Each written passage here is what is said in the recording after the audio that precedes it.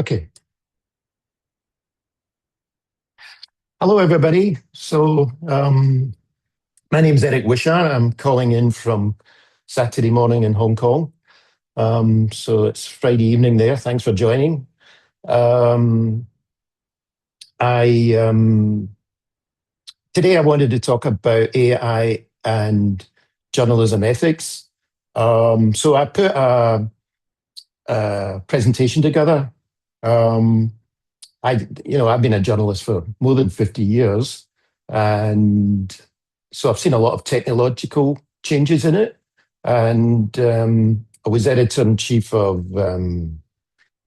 AFP for 6 years, and now I'm the standards and ethics editor. So I've been busy in the last month with the war in the Middle East. So what I wanted to do was just run through a little bit of background about Agence France Presse, AFP, who I work for, and then get more into ethics and then how we're tackling AI.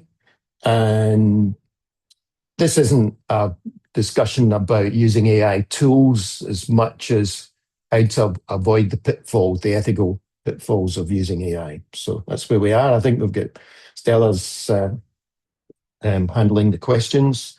So I'll just get started.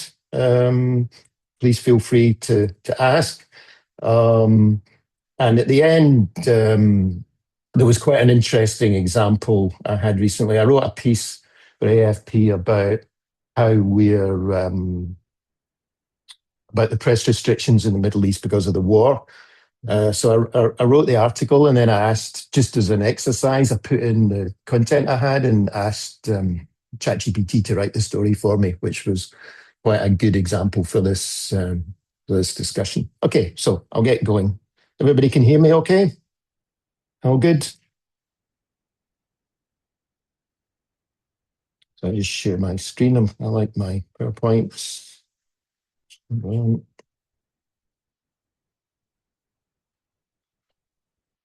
Let's see. Start again. Let's see. Hold on.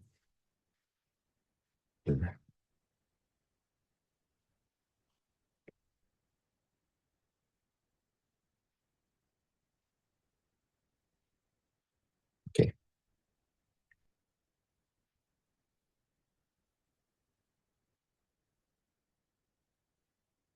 Okay, I think you can see that.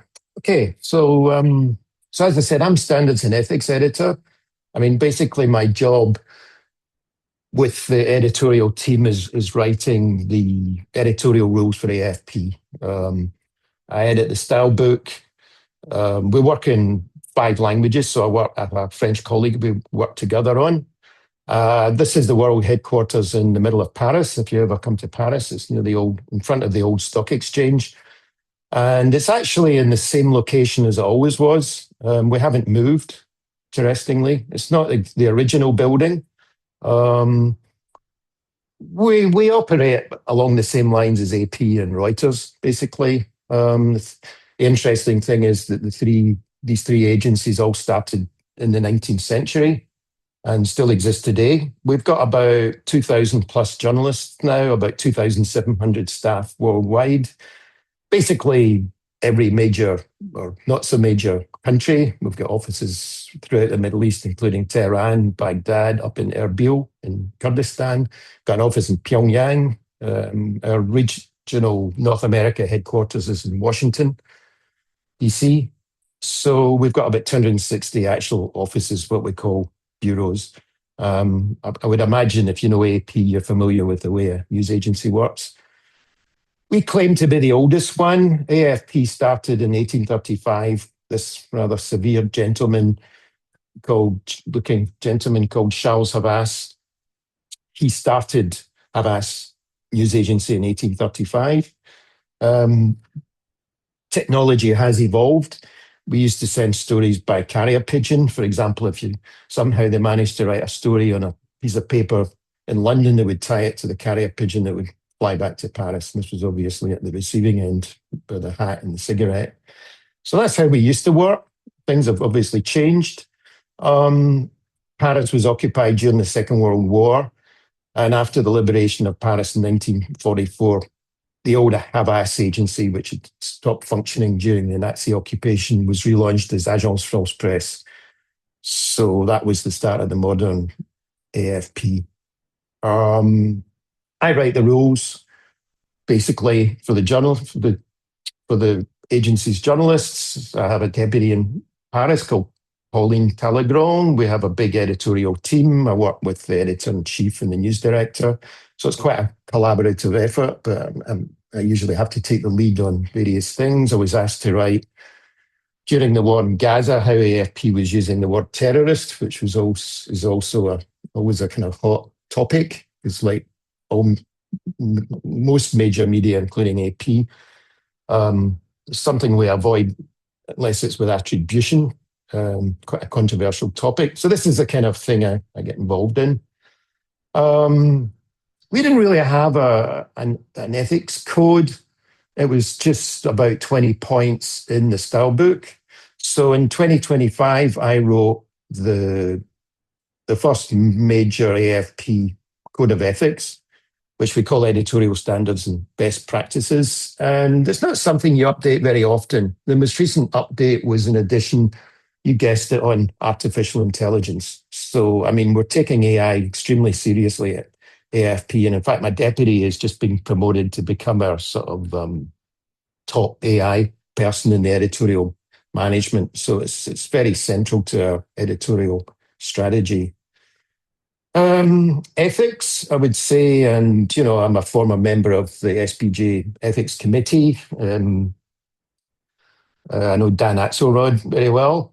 When I wrote the code, I looked at the ethics codes around the world, including, of course, the SPJ.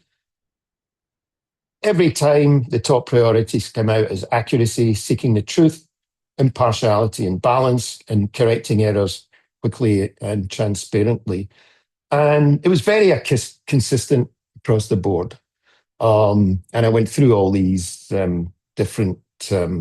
I went through every single ethics code I could find, and consistently they come up. I wrote this book.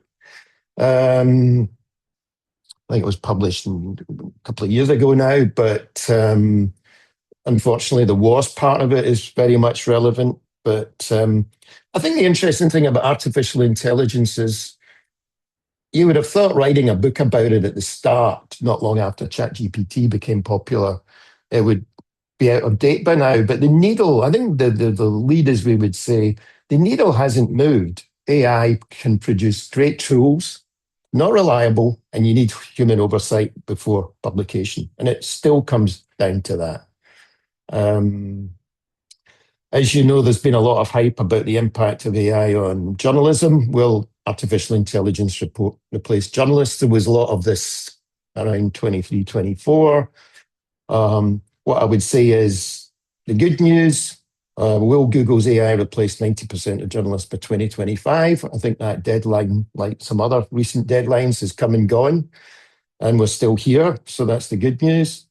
The bad news is that AI-generated slop is polluting journalism. And this is ethically something we have to guard against, while, of course, using AI tools. I'm not a Luddite just because I've been in journalism 50 years. I don't have any nostalgia for the old days of typewriters and notebooks and pencils. It wasn't a lot. It was, and having no mobile phone. So you have to move with the times, but at the same time, it's creating a lot of problems that didn't exist before.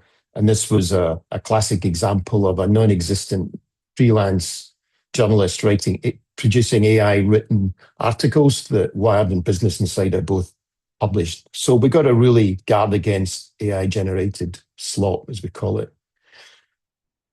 Looking at it through the AFP lens, of course, we allow our journalists to use AI. I mean, I teach 2 courses at Hong Kong University. I teach ethics and also teach an AI course.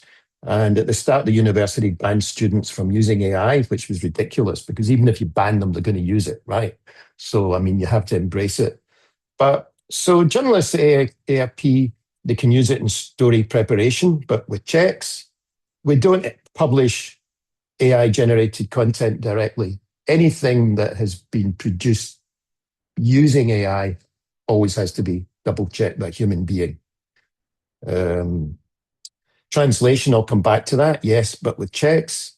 As a source, we do not use chatbots as sources.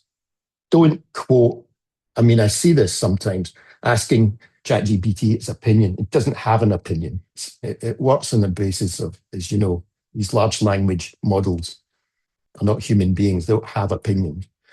We can publish prompt replies to prompts to illustrate stories about AI, making it clear what chatbot we use. We don't use it to edit stories. We don't use it to publish images. It's AI is problematic for digital verification, which I'll get back to. One problem is we have very strict rules. Don't upload any confidential data, including, for example, sensitive interviews. If you interview somebody, an Iranian dissident, for example, in exile who's got family at home, if you upload an interview with them to an external transcription software, you don't know where that's going to end up. Okay, so you have to be really careful. There's just no guarantee about your data remaining private. A lot of these chatbots use inputs to improve their models. There's obviously IP rights because there's not a lot of transparency about how these models are trained. And we have strict rules. Contributors are told they can't submit AI generated content. So that's kind of basically it. Why? Our clients and audience must be confident that AFP's production is the work of its journalists and not a third party technology such as generative AI. So our role as a news agency is to provide original verified news. So, you know, in amongst all this discussion about AI, it really comes back to the basics. And I think that's just something as journalists we have to keep in mind permanently. I can skip that one. I think one thing you do see is people attributing human characteristics to chatbots or other AI creations such as avatars. This is RTHK in Hong Kong. They use this AI generated weather reader. But you shouldn't attribute human characteristics to AI generated avatars or whatever. Getting into the practicalities, with our reporters, I would say probably the two main uses for our reporters are using AI for translation and for transcription. And we've got strict rules on translation. I mean, we work in about 5 or 6 main languages, including French, English, Spanish, Arabic, German, Portuguese. And so, although quite a lot of our production is original, for example, from the Middle East, we'll have people writing in Arabic, obviously, and that has to be translated into English and French. You know, we can't have 5 reporters working in 5 different languages in Gaza. So you can use translation tools, but with strict rules. And this is something that is important. You have to know both languages. It's different if I decide if there's a communique gets issued in Arabic and just as an editor, just out of interest, I want to do a quick translation to see what it says. But if I'm actually writing a story or a caption of a photo for publication, I must know both languages. All AI-generated translations must be reviewed by a journalist fluent in both languages to verify their accuracy. Use of idiomatic expressions, the context, and that the text respects the agency's editorial guidelines. I mean, you would ask why, if you can speak both languages, bother using an AI tool. If you have a long text in one language, it can be quick. You run it through. A lot of the stuff you're not going to necessarily need, but the key quotes that you will want that were translated, you need to have the language skills to go back to check it. So if you're translating from Spanish to English, for example, or vice versa, you need to have a command of both languages so you can check that translation. I think the rest of this is fairly self-explanatory.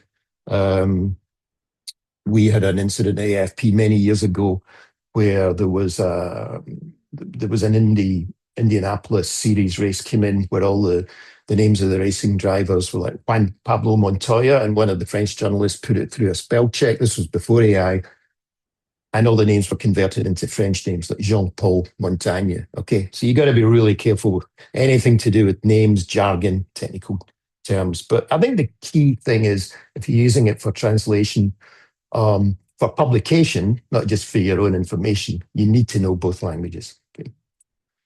And can you read this disclaimer? I didn't want to say what news agency it was, but you're seeing this increasingly. This is real. For the benefit of non-native English speakers, X agency automates the translations of its articles into a number of other languages. Fine.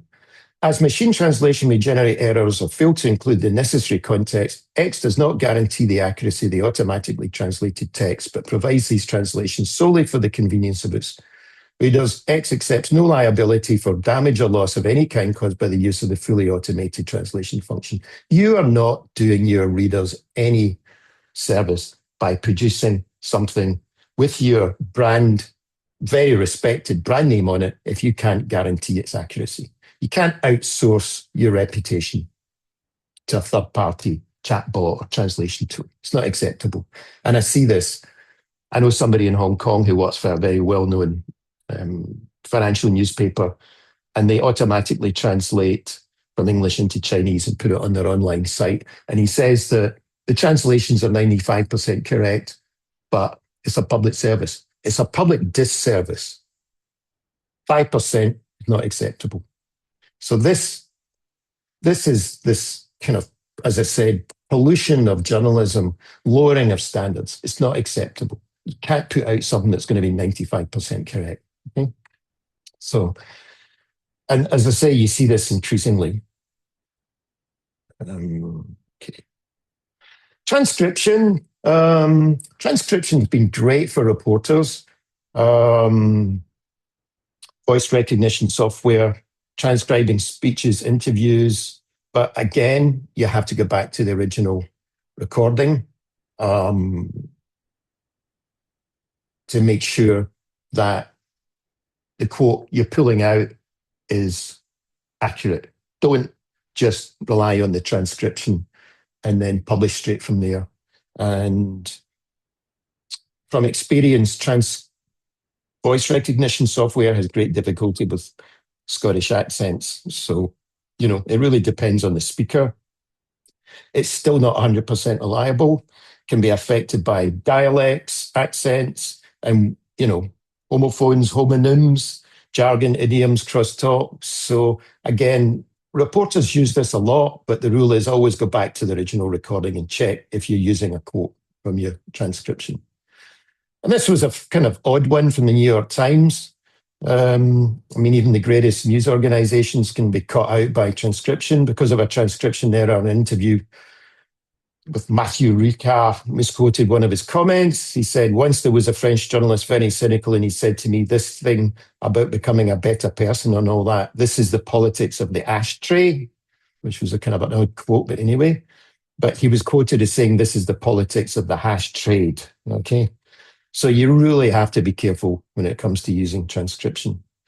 And we all know, I didn't really go into this, but we all know that a lot of these bots and tools have inbuilt stereotypes, racial stereotypes, gender stereotypes. So have to be very careful when it comes to bias. This is something we're strict on. We don't publish or distribute images created wholly or partly using generative AI tools. In other words,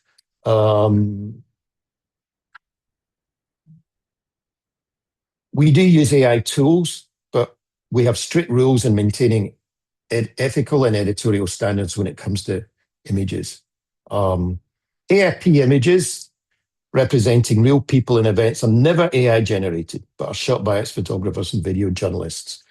We can, like any tools, if we're, our data visualization, people will use AI and processing vast amounts of data. It helps them create graphics, although you have to be very careful because of you don't know what the tool you used was trained on. But anything that represents reality is a photograph or video taken by AFP. This was an unexploded Iranian rocket on the West Bank last week. I'm not sure I would particularly want to climb up that, but anyway. So yeah, if you see an AFP photo or video, it wasn't AI generated. And I think that's really important, particularly when there's so much lack of trust in journalism these days. The last thing we need is professional journalists publishing AI generated representations of reality. CNN published this AI generated image. These images aren't real, but for some refugees, they depict a painful truth. There are lots of photographs of real refugees being washed up on beaches. I mean, there's a whole archive in AFP. I think this just leaves you exposed to accusations from governments that it's not true, that it's fake news. So, I mean, it's tough enough when you have real photographs. If you're creating generated AI content, publishing it, you're exposing yourself to just being called fake news, falsifying information. The Middle East war has just created this tsunami of disinformation created by AI. BBC Verify is doing a lot of work on fact checking and what we would really call digital verification. This was a very widely shared video that was supposed to be airstrikes on Israel. So we really have to be careful about verifying images posted online before publishing them. Again, that's your ethical responsibility.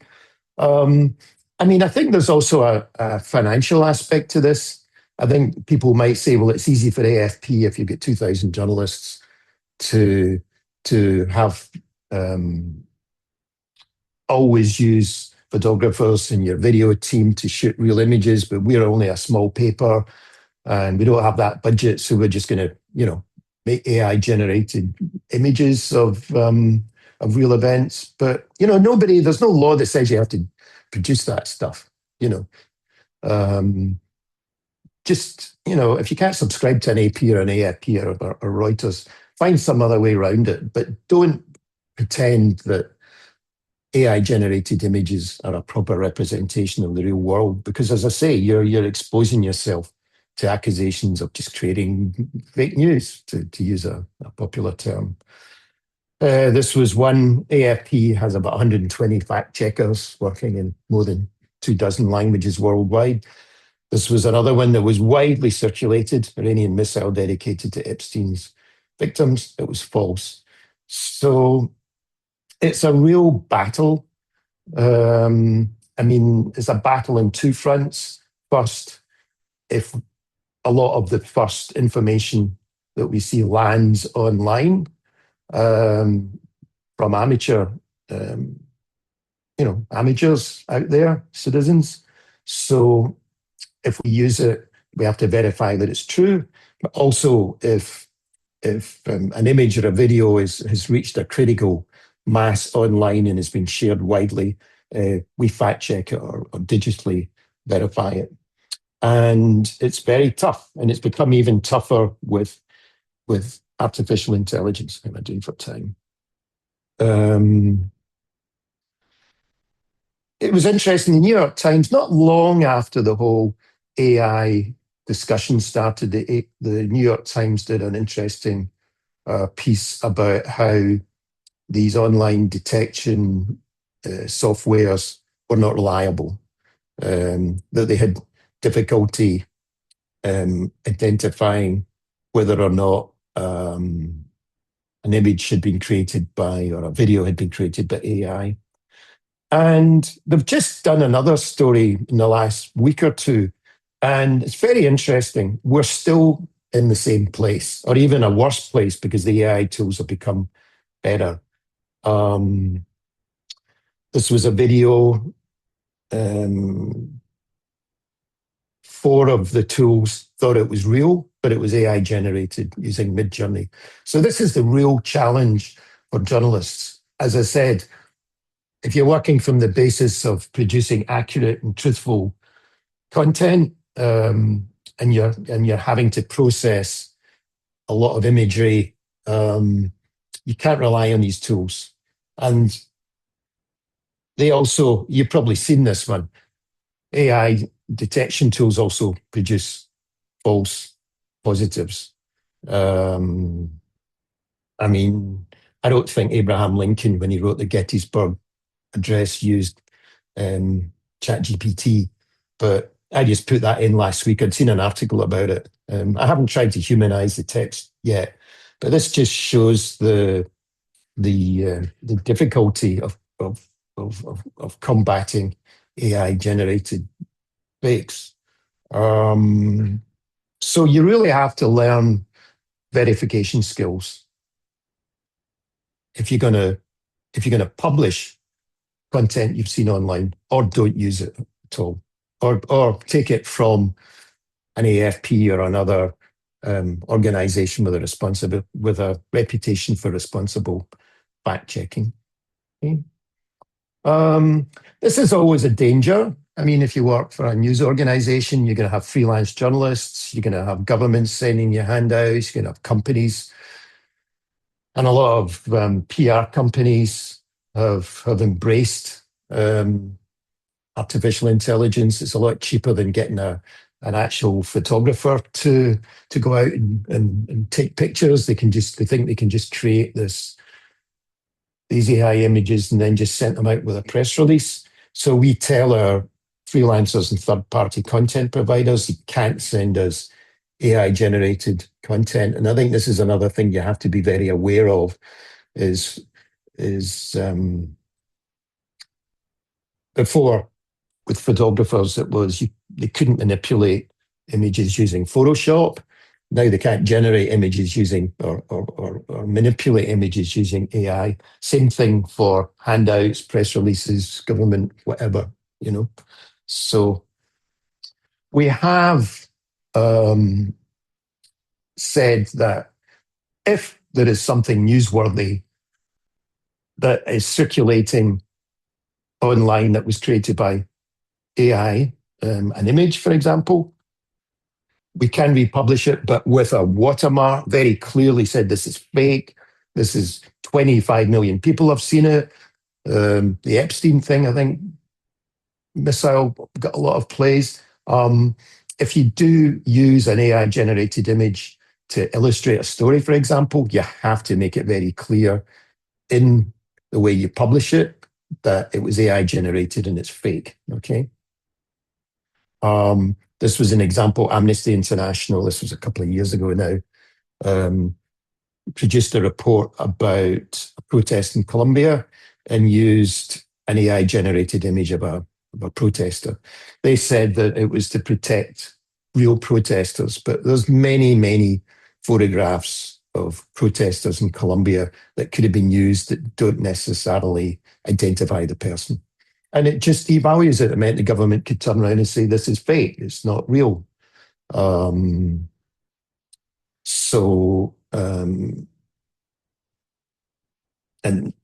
you can't publish this, if you're sent this kind of content. The trouble is, of course, that AI imagery is becoming much more sophisticated.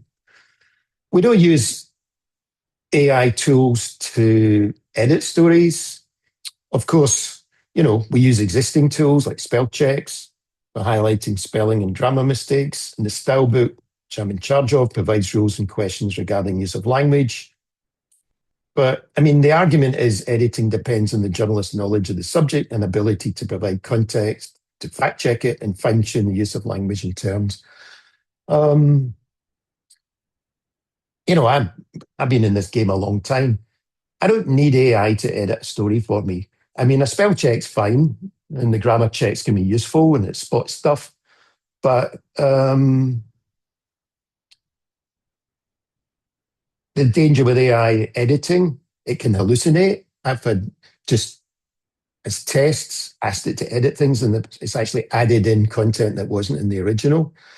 can miss important information out, doesn't know your actual priorities, even no matter how good your prompt is. And you're exposing yourself to introducing errors. Again, accuracy and seek the truth. Don't allow a third party bot to do that for you. And then, of course, it comes back to human oversight. So you're going to spend a lot of time checking that the edit was correct, where you'd have been quicker doing it on your own at the start. One mantra I would say for AI is just because you can doesn't mean you should. Okay. I'll get back to, right, I've got a kind of an interesting case study I want to finish with, but I'll get back to that. We do not quote AI tools as sources. This is in the AI style rules. It's forbidden to quote ChatGPT. Forbidden's a strong word, but this is something we don't allow. And other chatbots is the source in their story. For example, quoting its opinion on a particular issue. You can't interview a robot, okay? You can say it gave this response. You can couch it. You can put it in certain terms or terminology to make it very clear that this was just in response to questions and this was a kind of automated response. But sometimes you actually see, I've read articles where they've actually quoted it as like a human source. The only exceptions are when we are using responses generated by chatbots to illustrate a story, in which case we must identify the chatbot that was used. Most of the AI tools we use at AFP, just because we're a big organization, we've developed in-house, like a transcription tool. We have our own translation tool. We use Copilot, but it's proprietary in that the input we put into, for example, it uses ChatGPT 5, is kept within AFP. It's not shared more broadly. So there's a lot of studies about inaccuracy, moving on a bit. There's a lot of studies about the inaccuracy of chatbots and Google overviews. You don't really need to do a study. All you have to do is ask it. Ask them. I asked Google, are Google overviews reliable and accurate, and can I publish the results? AI overview. Google AI overviews are designed to provide quick summarized answers by synthesizing web information, but they are not consistently reliable or accurate. While they are generally safe for simple facts, they frequently hallucinate, mix up information, or provide misleading advice on complex or sensitive topics. You can say it's pretty cynical. They know perfectly well. It's almost like the disclaimer that, oh yeah, we're doing these translations, but they're not accurate, but it's a public service. This is, yeah, we're doing these overviews, but they're not accurate. This is so problematic. And for so many people, it's good enough, as we know, it's good enough. I asked ChatGPT, are ChatGPT's answers to prompts reliable and accurate, and can I publish the results without further verification? In short, no, this is ChatGPT's answer. ChatGPT's answers are not automatically reliable or accurate enough to publish without verification. They can be very helpful as a starting point, but they shouldn't be treated as authoritative sources. Still doesn't stop them from doing it, okay? But it's just very interesting to see that if you ask the tools directly without wasting time doing a huge study about it, by their own admittance, if you can say they admit things, they're inaccurate. And that's not good enough for journalists. We will make mistakes and we will correct them, but our aim should always be 100% accurate. We can't publish content and say, well, most of this is probably correct, but some of it might be wrong, but too bad, right? So, no. So this is quite an interesting thing I just want to finish with. We don't use AI tools to write our stories. I read a lot about it. I read somebody last week, I think it was an X, saying how it was wonderful and how I use AI and it polishes my text and I use it to write my stuff and it's just great. It gives me all these different options of how to write the story. Well, okay. We sent a flash when Ali Khamenei was killed by the Israelis, right? We're not going to waste time asking, AI to write that for us. Okay, so there's a time aspect. I don't think I asked, and the AFP journalists covering this war don't have the time to waste asking AI to suggest headlines or suggest this or suggest that. I mean, you just get on with the job in that kind of situation. And I think one unfortunate thing with a lot of students, and I teach students, is they're getting a very sitting on a seat kind of vision of journalism that you can just sit somewhere and the whole world comes to you online, and then you can just kind of regenerate what has come to you using AI. And you can't cover a war. You can't cover Gaza. You can't cover the war in the Middle East that way. You've got to get out and report. And you're not going to waste time using AI to write a flash for AFP on the Supreme Leader in Iran being killed. Some news outlets do use it to write stories, and I'm sure you've seen the horror stories online. There's some kind of ridiculous examples when they forget to take out the prompts of the AI bot suggestions. There's this outfit in Hong Kong called the Dim Sum Daily. They've got this gruesome, terribly done AI image, but they managed to put online they managed to publish a story online with the prompt: rephrase content in 100% plagiarism free British English in professional journalistic tone, complete with short SEO news title. So these things slip through. This was in Pakistan. It was a newspaper called Dawn. They'd obviously asked it to some bot to write a story for them, and at the bottom they forgot to take out the follow-up. If you want, I can also create an even snappier front page style version with punchy one-line stats and a bold infographic ready layout. Perfect for maximum reader impact. Do you want me to do that next? So, if you do use AI, always read to the bottom of your text. Scroll down before you publish anything, because you do that, you just look ridiculous. Okay. So this was quite interesting. Just to finish, this was a personal case study. It's a bit text heavy, but I thought it was quite interesting. In the first week of the war, there were a lot of press restrictions imposed on journalists covering the war. We have a bureau in Tehran. We're kind of used to that in Tehran. It's never been the freest, easiest place. There's quite a lot of control in the media in Tehran. Israel, there's always military censorship, but they tightened it up for the war after the first few days. And then the Gulf monarchies did the same thing. It really focused a lot on sharing images of intercepts of missiles and damage. And it's quite interesting because I was teaching a class about war coverage a couple of days ago. And the BBC was allowed to continue to broadcast during World War II. But the agreement they had with the government was, although they could report that people were killed, they'd been damaged, they couldn't give the precise locations of where the strikes were or when they happened. And this is exactly what they imposed in the Middle East, in the Gulf monarchies, and in Israel. That they stopped. That's why you're not seeing the intercepts anymore in the sky in Israel, because the army stopped journalists from broadcasting the skyline during alerts. And so I was asked to write a story about this.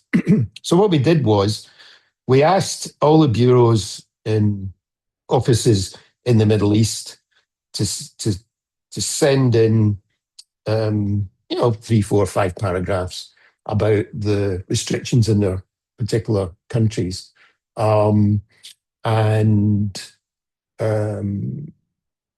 So I collated this. I got asked to write a story about it. So I must have had about 3,000 words of material. Tehran, Jerusalem, Cairo, Dubai, Qatar, Kuwait, Jordan, Baghdad, Erbil in the north, and Kurdistan, all over the place. classic situation where probably my students would immediately throw the whole thing into AI and try and get a summary out of it and then ask it to write an article. So anyway, I didn't use AI at all for this exercise. I just read through all this stuff. It was pretty obvious in my mind that you would start with Iran, follow it with Israel, who were the two principal players, and then go through the Gulf monarchies that were getting attacked, and then you would put in Baghdad, Iraq, Egypt, Jordan, but lesser players. Well, Iraq's become quite a main player, but that was the obvious story structure in my head. So I wrote this. This is the intro in my story. I think we call it a lead. I think in America you spell it L-E-D-E. Journalists covering the war in the Middle East are facing increasing restrictions and censorship imposed by governments and armed groups, with reporters being stopped in questions or even detained. A survey of AFP bureau chiefs from the region showed. Okay. So that was the way I wrote it. Some of the tightest restrictions are in Iran and Israel, although Gulf monarchies, targets of unprecedented drone and missile attacks from Iran, have also imposed tighter controls. Okay. Governments, as I said to you, seem particularly concerned about images that disclose the location of missile and drone strikes or that show projectiles being intercepted. So that was my first three. Quite an easy write, actually. So after it was published, just as a kind of an exercise for my students, I thought it'd be quite interesting to see what Copilot / ChatGPT-5 could do with this information. I wouldn't want to put it particularly out there on a Perplexity, for example, because I don't know where that information would end up, but this is our kind of internal chat bot. So I threw this into Copilot ChatGPT. Write a 1,000-word story on the restrictions. Sorry, my story was about 1,000 words. Write a 1,000-word story on the restrictions surrounding the coverage of the war in the Middle East based on the following collection of texts, some of which are in French. It was a mixture of French and English. I can speak French. This also involves accessing any links and prioritizing the order of the countries you reference. Write it in an ARP style with sources in neutral language. The idea is to give an overall impression of the situation for journalists trying to cover the war, the restrictions, the forms of censorship and restrictions. I repeated it, it's only a prompt. And make it readable for a general audience. You're free to choose the order of the countries and what to prioritize and add any background you see fit. So this was what it came up with. It's quite interesting. I used the advanced thing, so it took a while to think about it. This was the result. So this was the headline. Media restrictions tighten as Middle East war enters new phase. There's one problem before getting into this, and I'm just about to finish, is that if you prompt a bot to write a story for you or do a translation for you, you're locked into the format it chose. Even if you say write it in Eric Wishart style or AP style or Reuters style, you're locked into it. So you're immediately in a slight bit of a damage limitation exercise. It's not your writing. It's not your style. So you're immediately in a situation where you're trying to kind of modify it, change it. I find quite often that these texts look at first glance, look pretty good. But would I really want my name on it? Not so sure. So this is what the chatbot produced. As the war spreading across the Middle East, intensifies, opening with a kind of subordinate clause, governments throughout the region have tightened controls on journalists, imposing a patchwork of censorship rules. I'm not very keen on patchwork. And actually, it's not really a patchwork. The rules were pretty consistent. Security restrictions and legal threats that make independent reporting increasingly difficult. From Iran to Israel and across the Gulf, Lebanon, Egypt, Jordan, and Iraq, reporters face limits on movement, bans on filming, strict oversight of images, in some cases, risk of arrest. It's okay, not too bad. It opened correctly. I mean, I think the input kind of opened with Iran, but anyway, correctly, you would say that opened with the story with Iran. I also did the story in bullet points, which was not what you would want. So you're immediately wasting time, right? Iran, strict wartime censorship and controlled media tools. Iran, has reissued wartime reporting guidelines first circulated during earlier escalations. Didn't say earlier escalations, we said earlier conflicts. Reminding journalists that coverage must not give elements to the enemy about the location of strikes, the extent of damage or ongoing military operations. Okay. So far, so kind of mediocre, but not a disaster, right? Kind of nice. I always teach my students about the importance of doing transitions when you move from one idea to the next. So obviously, it had been trained on transitions in journalism. So it did a transition from Iran to Israel. Across the border in Israel, this is moving from Iran, right? Across the border in Israel, military censorship applies to all media operating in the country. Restrictions target images most heavily. Okay.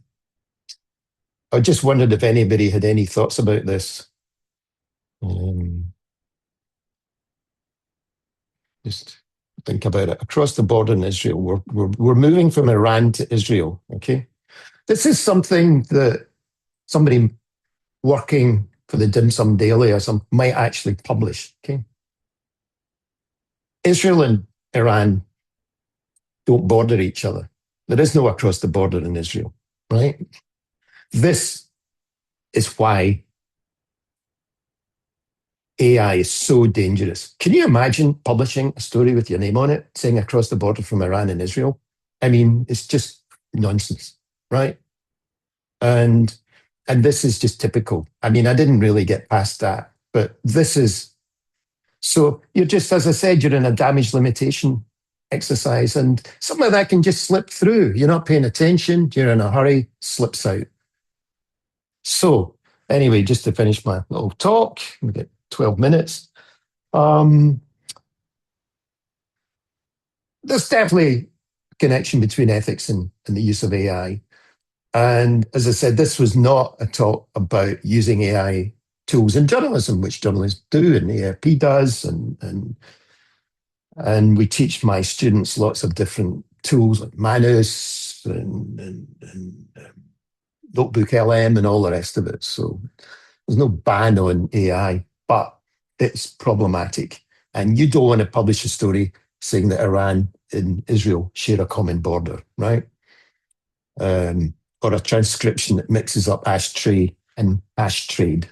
So journalists have an ethical responsibility, and you know, it's still a problem. As I said, I mean, I wrote my book 2 or 3 years ago, and the needle hasn't moved. It's still problematic. I mean, the Google overviews and the ChatGPT response. I mean, you know, when you finish this call, I mean, just ask ChatGPT if its responses can be published without verification. It'll say no. So we're in that situation. So journalists have an ethical responsibility to provide accurate information, to seek the truth. Accuracy and the truth are not always the same thing. You can accurately quote somebody saying something which is not the truth. Okay. So it's a slight, they're not always identical. You should be fair, impartial, and balanced, obviously, unless you're a columnist where you want to give an opinion. At least it should be based on facts, and to correct errors quickly and transparently. Something journalists hate doing, but they have to do. Historically, they've not been very good at correcting their mistakes. AI tools are extremely useful for journalists, but can produce erroneous and false results. Human oversight is essential before publishing content created using AI tools, and your credibility as a journalist depends on it. I mean, your responsibility to the public at large response depends on it too, which is why you shouldn't say, okay, it's 95% good. Well, no, if it's 5% wrong, you shouldn't publish it and just put it out there as a public service. So I mean, to me, that's how you can, to come back to the theme of the talk, use AI and be an ethical, responsible journalist. Just human oversight, check it. Don't outsource your journalism to a third-party tool. Use a third-party tool to help you, use a chatbot, whatever, be my guest, but you've got to check it. Don't trust it, because sooner rather than later, it's going to catch you out, okay? And just coming back to the code of ethics, seek truth and report it. Okay, so thank you. So I hope that's me. Okay, Stella? Okie doke. I don't see any questions in the chat or the Q&A, but we still have some time. So if anyone wants to put those there, Sure. we have a few minutes. Welcome, Cami.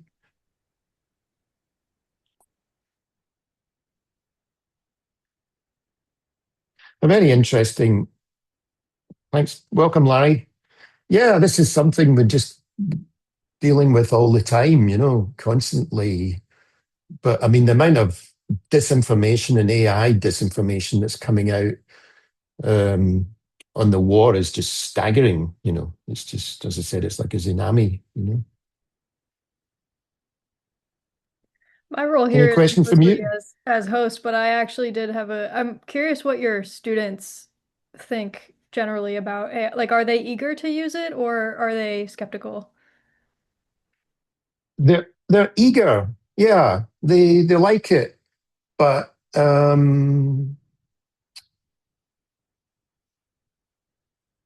find that, I mean, they're not allowed to use it in their assignments. You know, there's this whole thing. I mean, this is not exclusive to Hong Kong. I mean, obviously, in the United States, it's a big issue. Is this whole you can't ban it. Some of my teachers ban their students from using artificial intelligence. I mean, that is not going to work. I mean, it's part of life now. It's back at a part of academia and part of journalism. And B, they're going to do it anyway.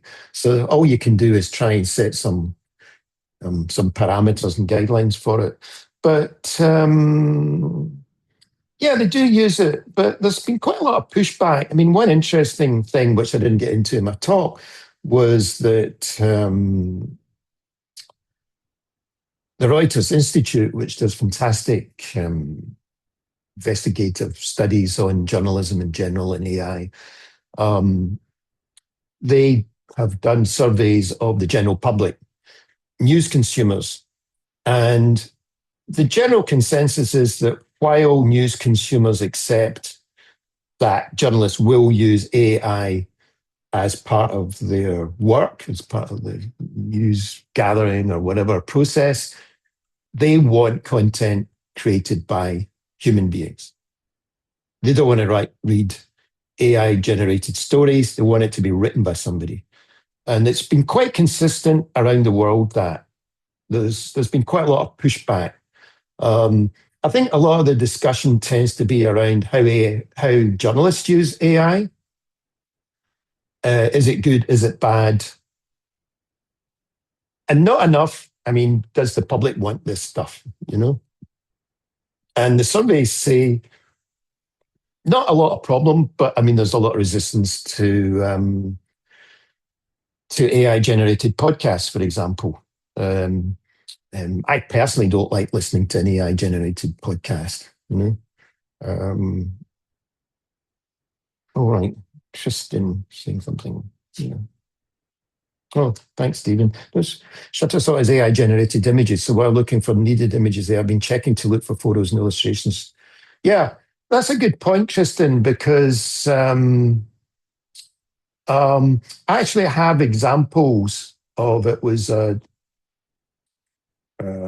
Adobe. I think there was one of these. It wasn't Shutterstock. There was one of these kind of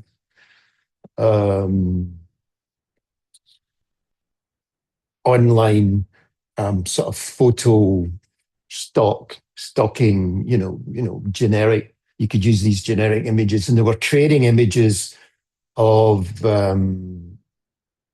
Gaza, and they were very criticised about it. So this is really a problem. Yeah, Tristan, you've really got to check that these images are just not all AI generated, And if you look at the AI generated images that come out of Gaza compared to the actual images, I mean, this is a war, this isn't just illustrating some commercial product. So you've got to be really careful with these commercially freely available images that are not just AI slop. Yeah, good point, Kristen. So you're welcome, everybody.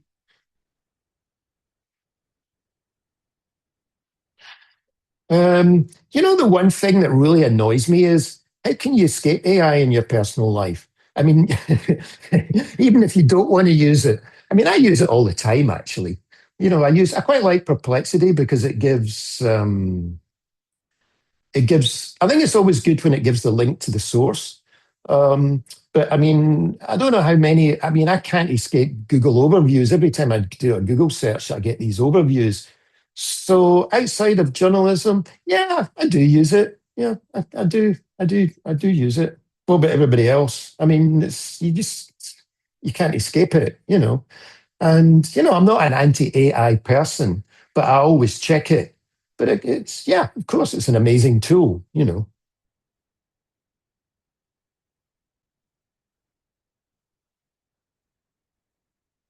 Anything else? And please feel free to add me. I use LinkedIn. I used to use X a lot, but I find it's lost a lot of its reach. So apart from its content, so I'm quite user friendly. So please feel free to add me on LinkedIn. Quite happy to share my slides, whatever. So oh, you're welcome, Kelly. That's good. And of course, if any of you ever come to Hong Kong, let me know. Okay, you're welcome. Oh, must have been completely comprehensive. Not a lot of questions. Good. So That's good. I So guess that's a good I thing. don't know, is that a Yeah. good sign or a bad sign? Stunned into silence. No, I Anyway, think you're welcome, everybody. Thanks for joining. yeah. If that's it, I guess we give a few minutes early. Um, Okay, good. Right, I'll get on with my day. It's 9:30 here. Quite warm. It's about 80 degrees in Hong Kong. Quite pleasant. rub it in for all the New Englanders. 9:30, Yeah. it's cold and rainy, Mm, but no, it's okay. yeah. Yeah, I'm going to get Okay. back to the war coverage now.